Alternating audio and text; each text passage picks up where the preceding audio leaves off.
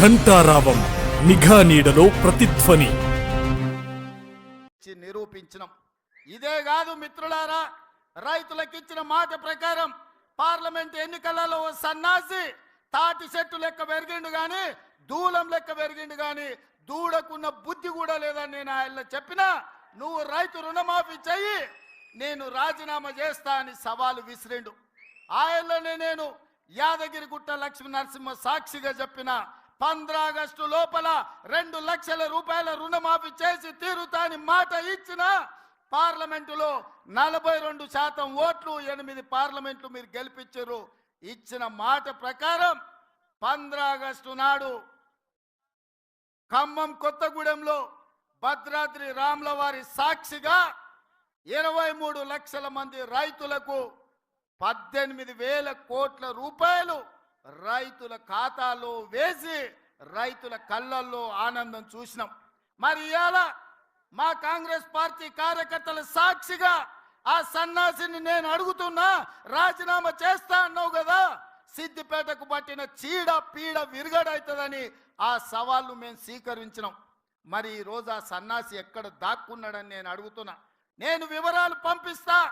2 లక్షల వరకు ప్రతి రైతుకు ఈరోజు రుణమాఫీ చేసిన చరిత్ర, ఇచ్చిన మాట నిలబెట్టుకున్న చరిత్ర. 15 ఆగస్టు నాడు పండగ ఉన్నా కార్యక్రమాలు ఉన్నా ఇచ్చిన మాట ప్రకారం మేము వెయ్యాల్సిందే అని 3 విడతలు 27 రోజుల్లో 15 ఆగస్టు లోపల 2 లక్షల లోపల రుణమాఫీ అందరికీ చేసినాం. ముఖ్యమంత్రి గారి అబద్ధాల వరద. సరే, ప్రకృతి వైపరీత్యంతో వచ్చిన బురదను మాత్రం కడుక్కోవచ్చు, కానీ రేవంత్ రెడ్డి గారి అబద్ధాలు మాత్రం మోరీల కంపును మించిపోయినాయి. పొద్దస్తమానం అబద్ధాలే. చెప్పిన దాన్నే మళ్ళీ మళ్ళీ చెప్పడానికి ఆయనకు నిస్సిగ్గుగా మాట్లాడడం అలవాటైపోయింది. ఈ మధ్య ముఖ్యమంత్రి గారు ఎక్కడో మాట్లాడుకుంటూ నాకు కాకున్నా కనీసం నా కుర్చీ కన్నా మర్యాద ఇవ్వండి అని ఏడ్చినంత పనిచేసిండు రేవంత్ రెడ్డి గారు. మరి ఆ మర్యాద దక్కాలంటే నువ్వు మర్యాదగా వ్యవహరించాలి, నీ భాష మర్యాదగా ఉండాలి, నీ శైలి, నీ వ్యవహార శైలి మర్యాదగా ఉండాలి, నీ నడవడిక మర్యాదగా ఉండాలి. అప్పుడు నీ మర్యాద వస్తుంది. మాట్లాడేటివన్నీ బూతులు, చెప్పేవన్నీ అబద్ధాలు, ఇక మర్యాద రమ్మంటే ఆడికేలు వస్తుంది రేవంత్ రెడ్డి గారు నీకు? ఇవాళ మీరు చూస్తే ఈరోజు గాంధీ భవన్లో పిసిసి అధ్యక్ష పదవి బాధ్యతలు చేపట్టే సందర్భంగా రేవంత్ రెడ్డి గారు మాట్లాడిన భాష ఏందండి? ఆయన ఎన్ని అబద్ధాలు మాట్లాడిండు, నా గురించి పట్టుకొని ఏం భాష మాట్లాడిండో మీరందరూ కూడా చూశారు. తాటి చెట్టు అంతా పెరిగిండని, దూలమూల పెరిగిండని, దూడకున్నంత మెదడు లేదంటాడు, సన్యాసి అంటాడు, ఏడదాక్కున్నాడు అంటాడు. నాకు మాట్లాడరాకనా? నాకేమో కొంత మర్యాద సంస్కారము ఎక్కడో అడ్డం వస్తూ ఉన్నాయి. నాకు అనరాదా? తాటి చెట్టు అంతా పెరిగినావంటే నువ్వు లిల్లీ పుట్టంతా లేవు అని నాకు అనరాదా? ఏంది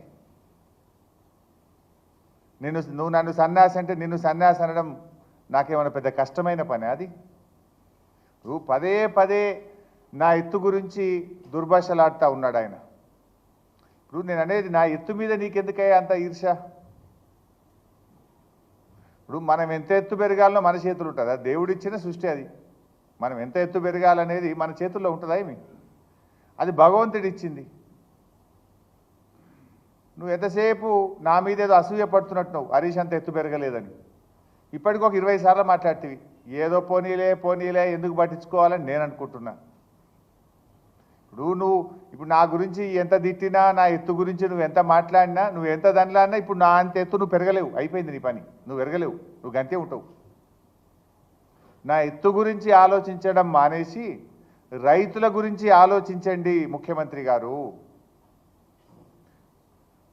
నేను పొడిగే తెలంగాణ ఉద్యమం నన్ను ఇంకింత పొడుగు చేసింది, కానీ నువ్వేంది?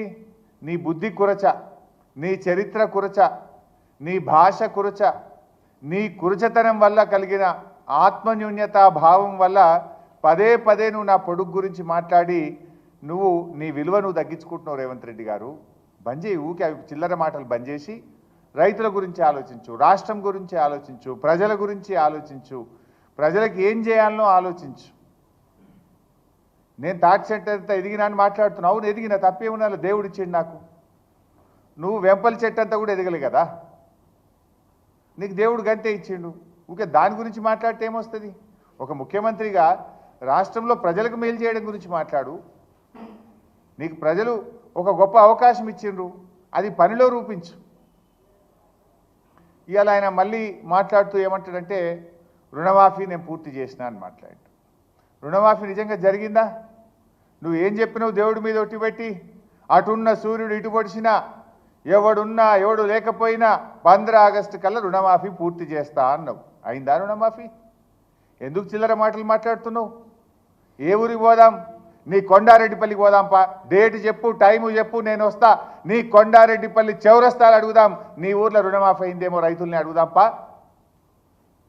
లేదు నేను చెప్తా, ఇగో నేను మా ఊర్లో నా నియోజకవర్గంలో తయారు చేయించిన సిద్దిపేట రూరల్ మండలం వెంకటాపూర్ గ్రామం ఇంటింటికి పంపించి నేను సర్వే